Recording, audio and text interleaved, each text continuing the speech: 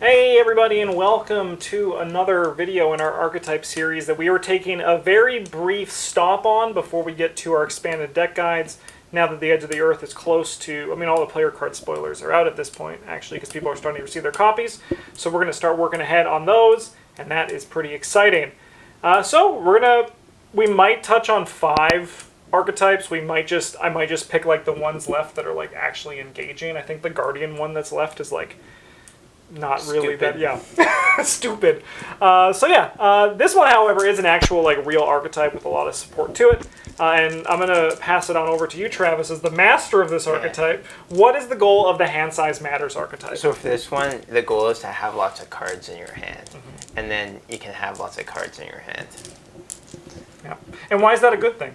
Because you have lots of cards in your hand. But why is that a good thing? Well, there's some cards that care about having cards in your hand, but also, like, the real answer is because you have a bunch of options. And then you can look at, like, Bryn and Justin, and they collectively have only half as many cards that you do. Yeah, you get to have lots of cards in your hand, and you get to turn the people that play with and be like, look how many cards are in my hand. Yeah. And they're like, wow. 100 cards. All right, so then let's move on, start talking about the notable cards. And once again, I'm going to pass these ones to you first, Travis, for this first page. So there's 2 investigators who like really excel for this one, but really any yellow investigator will kind of do. First off, we have Mandy because she's the best at everything. She's really good because her ability basically lets you draw an extra card off of each of your searches, which makes filling up your hand easy. Yeah. As well as like enables you to play lots of singleton cards that have niche uses, and then you have is one of the strengths of the hand size archetype is when you have niche cards, you can hold them in your hand until they're useful, and still like get a benefit from them in that they're contributing to your hand size. And Mandy also just has the inherent ability to pull those out of your deck with ease. Next up, we have Harvey Walters. He lets you draw more cards. Yeah. Which helps you have a bigger hand. Yeah, that's about it. His weakness sucks. The Thrice Damned Curiosity can be a little bit tough, but there's definitely ways to mitigate it. Yellow has some solid options for damage soak, and you can also there was one campaign I played with Harvey where I I bought Versatiles to make my deck size bigger, so that way I would be less likely to draw it. And then you could even just grab like a Deny Existence. Yeah, as your off-color card, and just sit there and hold it till you draw your weakness. And Harvey is... once again, Versatile works for him, and actually probably it's best in Seekers because you have the ability to just churn through your deck. You've got the draw power to find whatever sort of off-color card it is you put into your deck. Yeah. Next up, we got a Laboratory Assistant here. This one is from Dunwich as well as Harvey's deck, so you should have copies of this. Takes up your ally slot, 2 to play. Your maximum hand size is increased by 2 while checking your hand during the upkeep phase. Then when it comes to play, you draw 2 cards. Pretty easy way to get cards in your hand. Having cards that make your hand size bigger is nice and important because for cards like Farsight that care about you having 8 or more cards in your hand, you don't want to play 1 card and turn them off. You want to be able to play multiple cards and like play the game normally, committing cards, playing your events or whatever, and still be able to meet that hand size. So being able to go over the hand size is quite nice. Speaking of cards that make your hand size big, what about this last one? The dream I had with you having 100 cards in hand. Yeah, that was pretty good. You sure you weren't taking some mushrooms? This is one of the cards that really made me fall in love with the archetype. It's a 3-cost asset from the Dream Eaters. Takes up an arcane slot. There's one other card that we will get to that has competition for that slot in this archetype, but only the first copy of each card in your hand counts towards your maximum hand size. And as a reaction, after you draw a copy of a card that's already in your hand, you can reveal both copies and exhaust the Dream Enhancing Serum to draw another card. Drawing cards is fun, and this one lets you draw lots of cards, and also you get to avoid the feel bad of having to discard your cards because you have too many. Yeah. That's juicy. And it only checks, it only counts for maximum hand size. So otherwise, you have loads of cards in your hand. So if you have, 11 individual cards in your hand, and 3 of them are duplicates, then for the purposes of a card like Farsight, you have 11 cards in your hand, but for the purposes of checking your max hand size at the end of the turn, you only have 8. So sweet. It is sweet. Alright. I could do these ones. Yeah, I can do these ones. All right. Studious Yeah. over here. This one is just a 3 experience permanent that just you begin your game with 1 additional card in your opening hand. This matters because hand size matters. You're going to want to get to 8 cards, 8 or more cards as soon as you can. In addition, it allows you to actually mulligan better because if you have 2 of these, you're now drawing 7, and you can like really find the stuff that you want in your deck while going there. It's not a priority thing, but it's just like a nice thing to get later on in the campaign. Yeah, it's handy because you don't want to necessarily like have your payoffs in hand for your big hand archetypes. You want your cards that allow you to draw mini cards. I love how many times you said hand in that sentence. Handy, offhand, big hand. There's all kinds of hands to this archetype, man. Arcane Enlightenment, this is a 2-cost asset. Takes up the spell slot. Your maximum hand size increased by 1, and you have additional hand slot which can only be used to hold a tome asset. For this one, like, you know, more tomes. Like, this one does pair well. I mean, it's a lot of Seeker archetypes pair well. So, like, this pairs well with the Tome Matters stuff, too. But the important thing there is that your maximum hand size is increased by 1 in a pretty not competitive... No. This one is also it. I thought it was accessory. Which one you want is just, like, dependent on how much you care about having tomes. Yeah. Really. Yeah. This one's also good if you have extra copies of it. It's just guts. Yeah. Yep. You know, like if you've got your spell slots filled up already. Guts. We got Curiosity. This is a skill that commits for a brain and a book.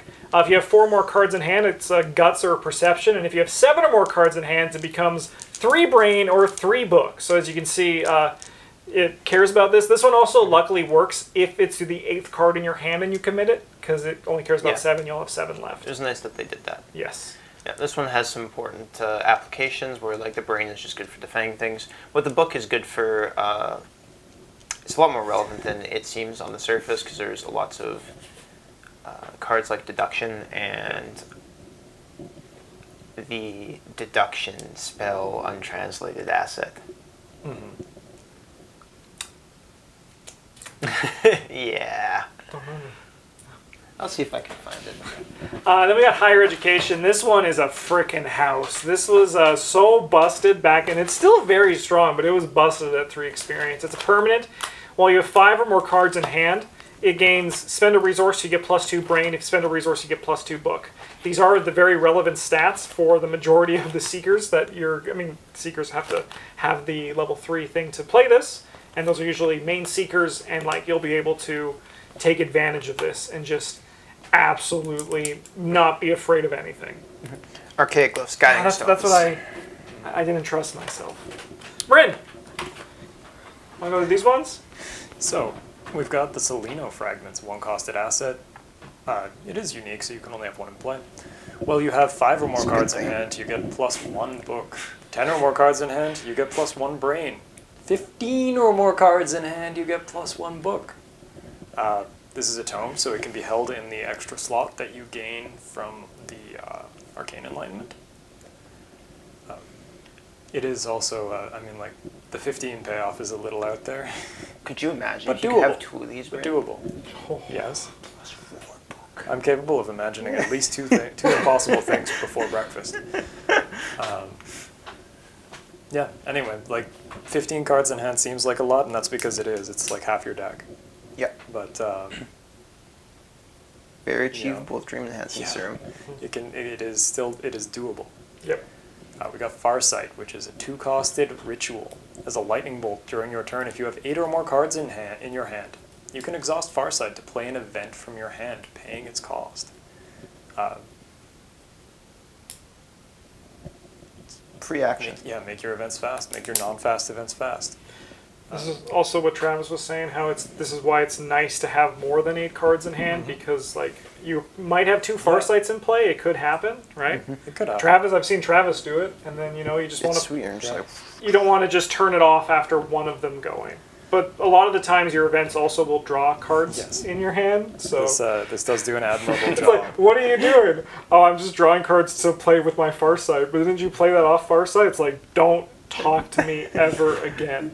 I'll Don't use talk to me my or my bird ever again. I'll play Deep Knowledge to draw 3 cards to get up to 8, and I'll use my Farsight to play another Deep Knowledge. Yeah. Now then we've got the Extensive Researches. That is, the level 01 is a 12-costed event that commits for 2 books. Reduce the cost to play Extensive Research by 1 for each other card in your hand. Discover 2 clues at your location. The level 1 version is identical except for the fact that it costs 2 less base. Big difference. So yeah, I Yeah, mean, it like seems small. firstly, how much money does Discover 2 clues at your location with no test have to be before it's good? Like Right? 4. Like probably about 4-ish. Yeah. Yeah. And 4-ish requires 8 extra cards on hand for the level 0 and 6 for the level 1.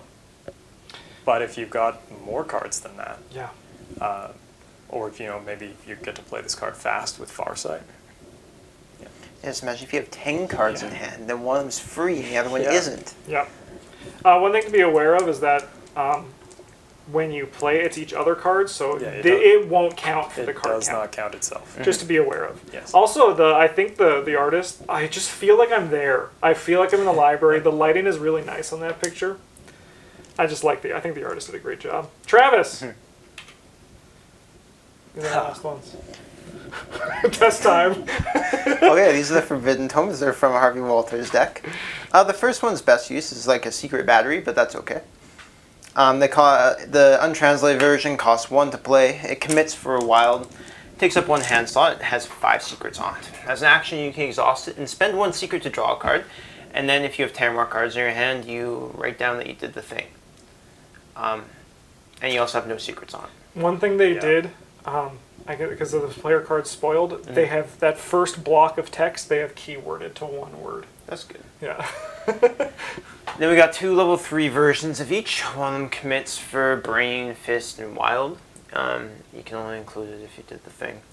This one has 4 actions and exhaust it to move 1 damage from any player card at your location to an enemy at your location, and you reduce the ability's cost by 1 for every 4 cards in your hand to a minimum of 1 action. The other one commits for a Book, Foot, and Wild, and has 4 actions to move to a connecting location, discover 1 clue at that location, reduce the cost by 1 for each 4 cards. Yeah. So, to have this cost a single action, you need to have 12 cards in your hand. But then they're pretty good. Yeah. They're fine if you're paying 2 actions for it. Yeah. It's fine. It's not incredible, but once you're down to paying 1 action for it, You're like, whew. these cards are pretty sweet. I think I kind of want to try something with these. Obviously you think with Daisy, right? Because then you just Yeah. need 8, and then it only is 1 action, right? But, Yep. Yeah. Yeah. I was playing these in a Harvey Walters deck with Abigail Foreman. Ooh, yeah. That's dirty. I gotta say, That's dirty. it's a pretty alright time. Do you have another thing you want to talk about Yeah. here? Yeah. There's one more card that's been released for this archetype that wasn't when I did the guide for it, so there's not a picture for it right now. From the Return to the Circle Undone, it is the World 21. This is a tarot card that costs 3 to play and 3 experience to add to your deck. When the game begins, if it's in your opening hand, you get to put it to play, as with all tarot cards. And there's a lightning bolt. If you have 8 or more cards in your hand, you can exhaust it to draw a card.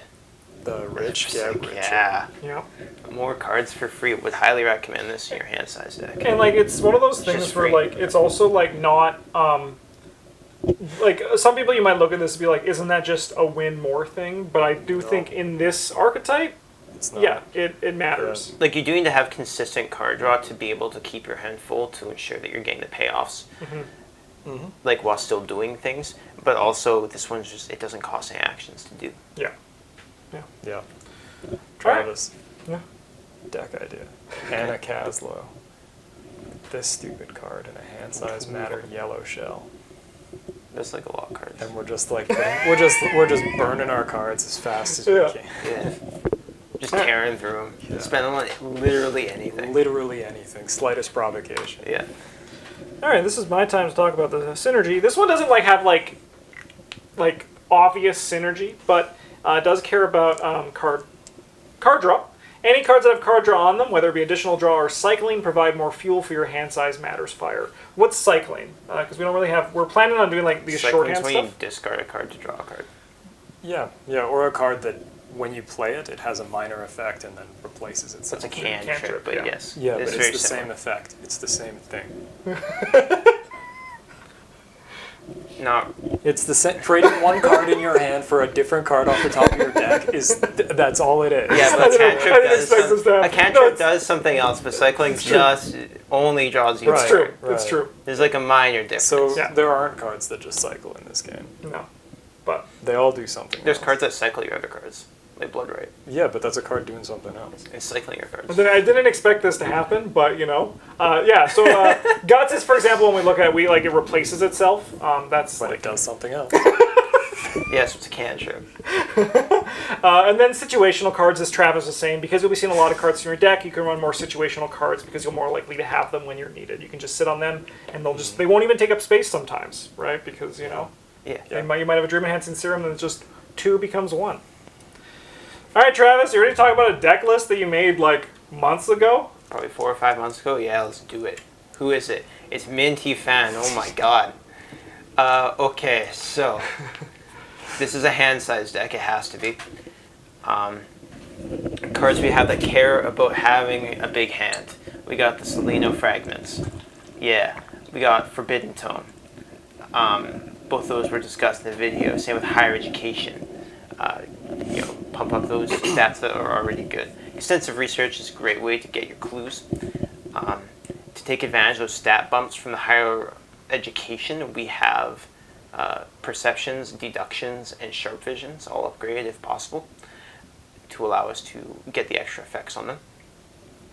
Playing some Arcane Enlightenments to increase that hand size, as well as enable us to roll around with a Seleno Fragments and a Dream Diary and a Forbidden Tome once we're all set up, because we really shouldn't have any issues finding all of those. No. Winging It is here to get just an extra clue effect. Curiosity and Eureka, both are just like solid skills to have in your deck. Same thing, Trainer's Tank is just a great card to min. That's why that one's there. Resourceful to get back your Sharp Visions and your Sharp Visions. Yes. Yeah. Yeah. Yeah. Yeah. Yeah. You Yeah. could get back your winging its, but don't. Yeah. And we got we got Miskatonic Archaeology funding, so that way you can sit and play with Dr. Milan and Laboratory Assistant and Witten Green to just pump your book sky high. Oh yeah. And also have a nice big hand size. Yeah, number big, hand big, asset big. This is all 3 of us in one. Yeah. One thing that you can do that this deck kind of does with your hand size is, because having a big hand size takes those cards out of your deck, you can just kind of cycle through the cards that you want in your deck. So once you have all of your allies set up and your assets, you can just hold the extra allies in your hand as cards in hand, and then basically cycle through your deck existing only of extensive researches, deductions, extensive research, winging it, and skills. Yeah. And just get all those high value draws every turn in the late game. Hell yeah. Yeah. Yeah. The deck list will be down below in the video description. If for some reason I've forgotten, I've gotten a lot better about, this one's it's kind of been ingrained in me. You can check out the description there. We also have a bunch of other Archetype guides that you might find interesting if you're figuring, what the heck should I do with my collection of cards? What are these archetypes people keep talking about? And yeah, check it out. We have a bunch already that are in the playlist that should be up on the screen, kind of probably just down over there. Thanks for watching. Have a good one. And as always, GG's.